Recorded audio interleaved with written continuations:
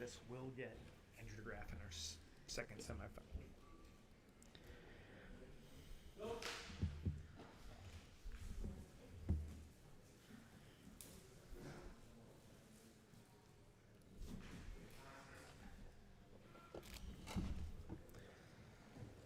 So Steven looking to get collar ties here. Reese doing the same thing.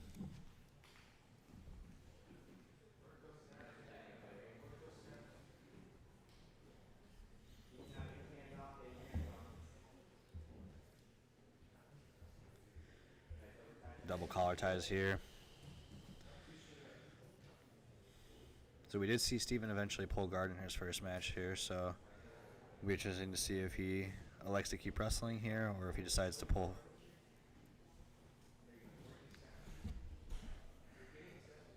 Steven doing a good job with his collar tie here. Reese looking like he might be thinking slide by.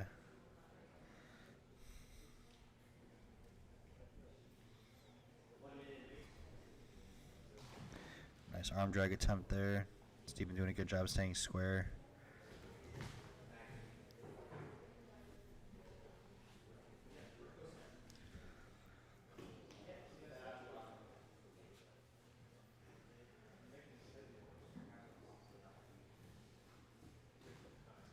Double collar tie here.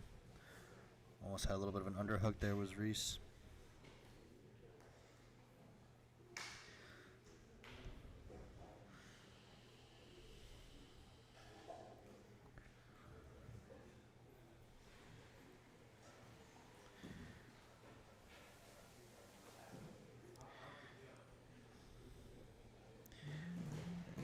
Nice arm drag attempt here. It's just interesting to see how much more wrestling we see here. I'm going to predict that Steven's eventually going to pull guard off this, but he does look pretty keen on the wrestling here.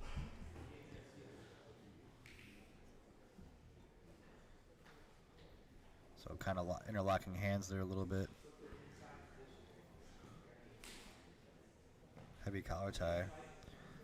And Steven seems like he's not going to pull guard here. It seems like he really wants to get on top and be the passer here.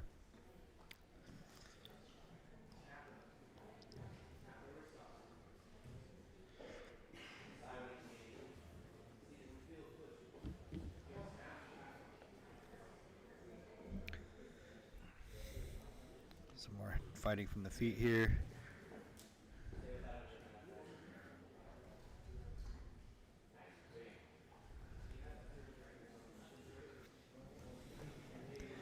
So nothing very significant from the feet here so far. They're just kind of feeling each other out, getting collar ties, wrist controls. Nothing really significant. If you are familiar with some other EBI shows, we do not have the get down rule. Some of the shows have, if there's a minute of no takedown from the feet, there's a get down where they force one guy up, one guy down.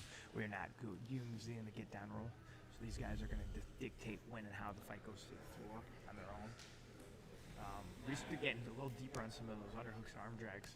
Also looked like he might have been sitting up kind of almost in a roll through.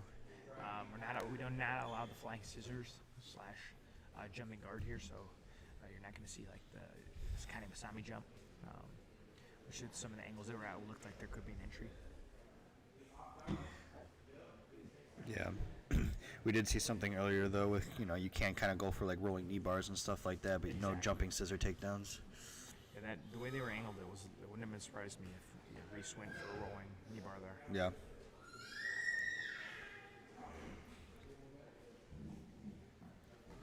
So this might be the most wrestling that we've seen, consistently without it getting to the floor so far. Definitely.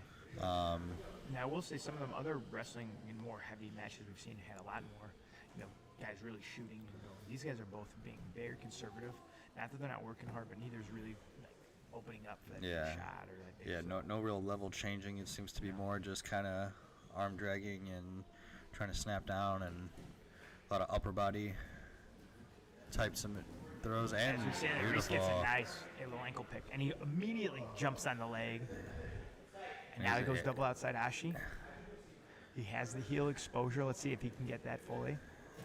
It looks like it might be tight there. That might be tight. Steven has the right arm attached to the hip. Can Reese get that finish? He's pushing the foot down on the hip to try to create that wedge. Oh, but Now the back might be exposed. Oh, nope, the knee line's there. That he might still be. has the leg. That looks like tight. That looks pretty tight. Oh boy. We heard something in our booth. It sounded kind of like a tear, but hard to tell. He's trying to find the back, but he can't. Steven He's just eating this. tough. You can never tell how tight it is, but from our angle, it looks like a very tight heel hook. And now he's looking for his own counter leg lock, no longer trying to go for the back. Ooh, this is an interesting reset. We cannot see what Ref George sees, but no roll. And here comes the crew to scoot him back in. Good job not letting one ref to try to only do it. Yep. So here we go.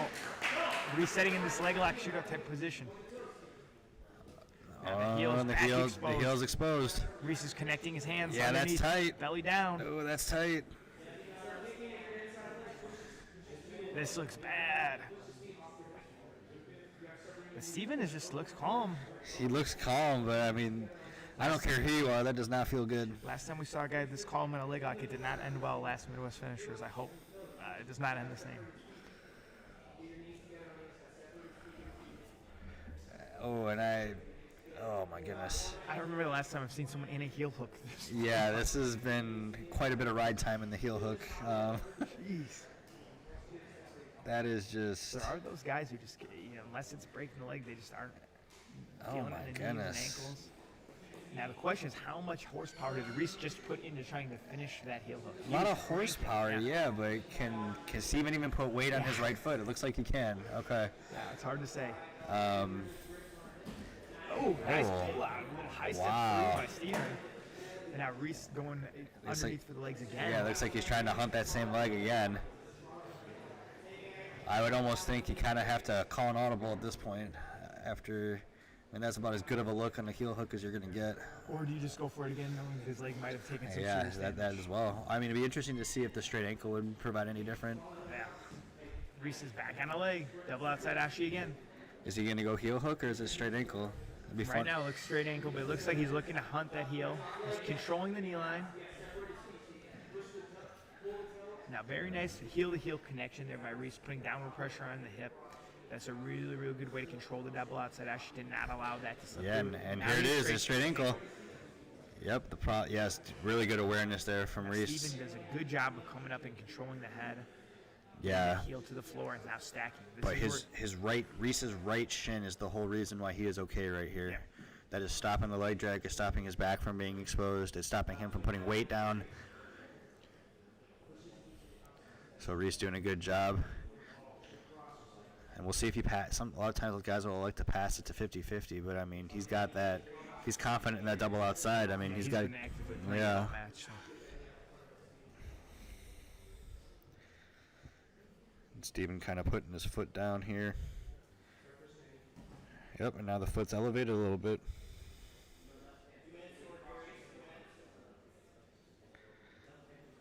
There are about 2 minutes left.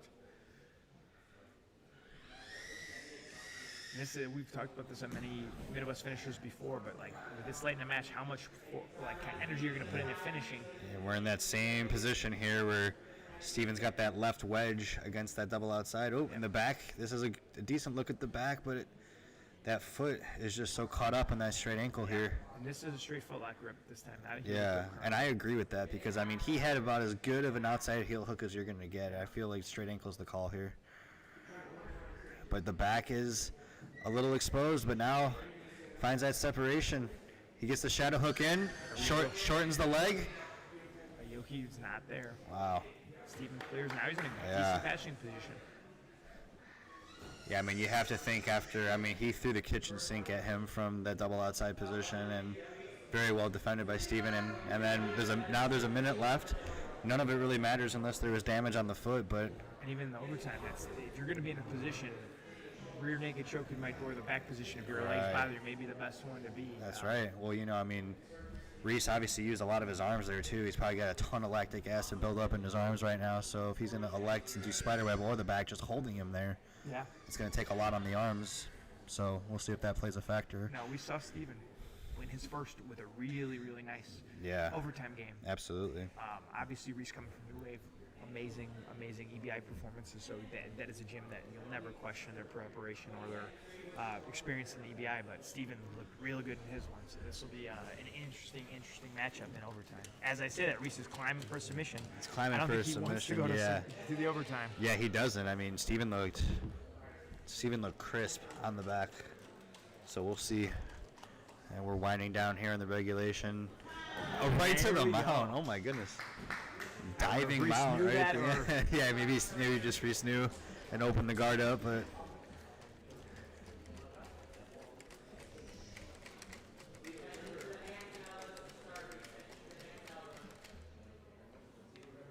so here we go, Reese on the back. Steven had a quick escape in his first one against Randy Baker. There's a little consternation on what the position is. Both guys trying to get set. Reese gets the body triangle.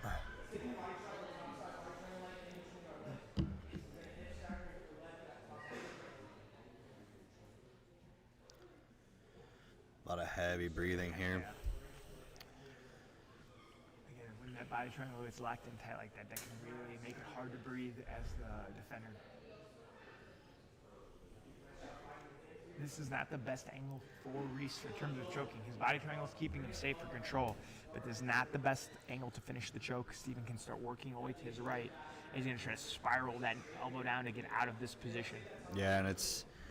Generally speaking, Reese wants to get his right arm under the head and pull that ear to pull him back and reset the chest. Either way, he's going to build some ride time. A lot of times, I don't think people talk enough about how much pressure it puts on your ribs as well when you try to turn out of body triangles like that. I mean, you turn hard one way out of a body triangle, and you can easily pop a rib out. I've seen it plenty of times. So really it's a ton of pressure. By Reese there, able to get back to that chest-to-back connection. Steven had done a good job getting his shoulder free, and now we reset. No matter what, this is going to be a long ride time for Reese. Absolutely, and he's got the body triangle set in. The body triangle is on the top side. He's got the right arm under the armpit, so as we were talking about earlier, that's going to make it hard to get the back flat. Now we're going to the strong side. So body triangle, this is a much better spot for Steven to be in. Arm triangle up. Yeah. I think we were seeing arm triangle up. Yeah, but he just uses the arm triangle smartly to pull him back over to the back. I agree with that decision. Sometimes arm triangle, unless that's your thing, I think the guy has a better chance to spiral out. Reese did a really good job. I think really smart tactically on that readjustment. Absolutely, and even if you lose your hooks, right? If you got that body triangle locked in, a lot of times you could really find the back off of that grip alone. And that's a full 2-minute ride for Reese. So let's see if Steven gets a submission. Now, again, is that the first full ride of the day? Ride, yeah. Now let's look at it. If you aren't as familiar with EBI, it's a 2-minute max ride time. If Steven submits him to this overtime, no matter how fast it is, the match is over. If there's not a submission, we'll go into our second one, and then the ride time builds up. So whoever holds the back first or who escapes fastest wins if there are no submissions during any of our overtime periods. But again, once this is set, if there's a submission from Steven in this bottom of the overtime, the match is over. Again, both guys are really playing about their position. Right away, Steven gets his body triangle. Reese trying to clear with his hip. It looks like Steven gets it set. Yeah, he's got the body triangle on the bottom there, which is good for Reese. And Reese has the hands more separated. Yeah. Steven going for the face crank. And this is looking good for Reese here. Reese is looking like he's looking like he's getting close, but Steven readjusts. Yeah, good readjustment. Both these guys clearly experienced on the EBI overtime rule set. Reese gets the shoulders free. He's going to have to readjust just like Reese did in his overtime. Yeah, but this is a really good position for Reese. And there's the escape. So Reese has quite a ride time advantage. I'd guess at least around 90 seconds maybe. This is where the overtimes really start getting your grind. When you're in your second one, you've been on the back for a full 2. This is where the matches get real long and real tiring.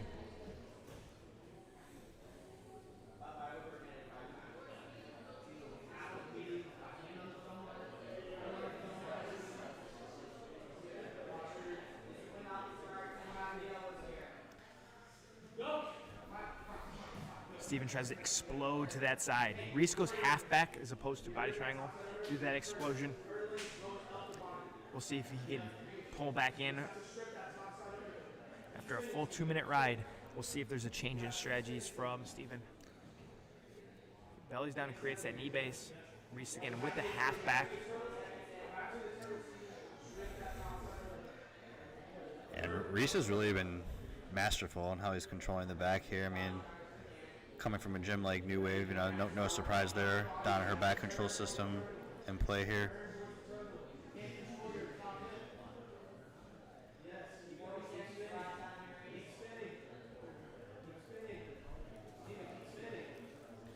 Steven's corner just wants him to turtle and keep spinning just to create that scramble.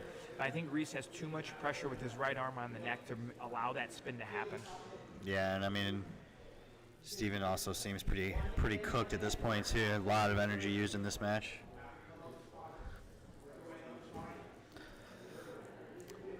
Reese with a deep right arm grip. It's really holding Steven's shoulders and neck in place. Reese follows him up to that turtle. Now Steven just starts to explode through, but Reese gets him belly down and goes all the way back to the back and then locks in the body triangle. Resets it to the other side. So now this is going to be a position where I have a feeling we're going to see a full ride time if we don't see a submission here from Reese. Yeah, absolutely. And then it'll be interesting to see if there's another full period of ride time. We might be seeing a spider web or something a little bit more. Yeah, exactly. That's oftentimes where you do see more spider web action. You're down on the ride time. You need a miracle. You go spider web. If your opponent's already got 4 minutes of ride time, you're not going to win in the ride time battle at that point. And Reese's back escapes looked on point as well. So we're about to get that full ride time again. And that's time. Now we'll say for Reese, he's had to use 4 minutes of arms and leg pummel. Obviously not nearly as tiring as defending, but as we're going into the semifinals and the finals, that is a lot of energy expended in this match. He still has this escape and then possibly a whole nother overtime.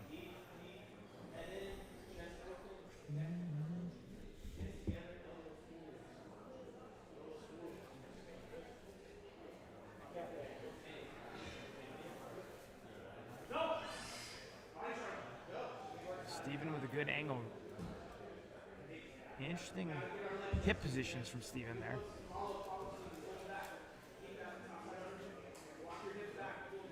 Reese is going to get a quick escape. He's out. He does. That's what we're talking about, maybe switching to that spider web. Reese's game looks bad. It looked really solid from there. I think you almost have to at that point because, this could easily be another full ride right here. Yeah, if you're Steven, you got to figure out something here.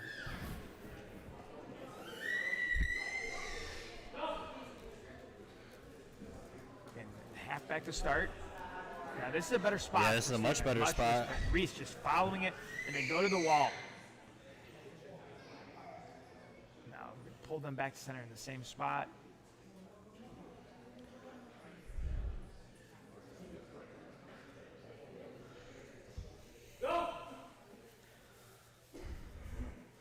That was a lot of energy spinning out and trying to roll through from Steven. Absolutely, but he kind of had to at that point. At this point, you almost have to think ride time is not, not going to be it. So but he gets the escape. But again, ride time will not matter. He has almost 5 minutes of ride time. Yeah. There's no way he can win by ride time. So we'll see. He go armbar? Will he go? He's going to go back.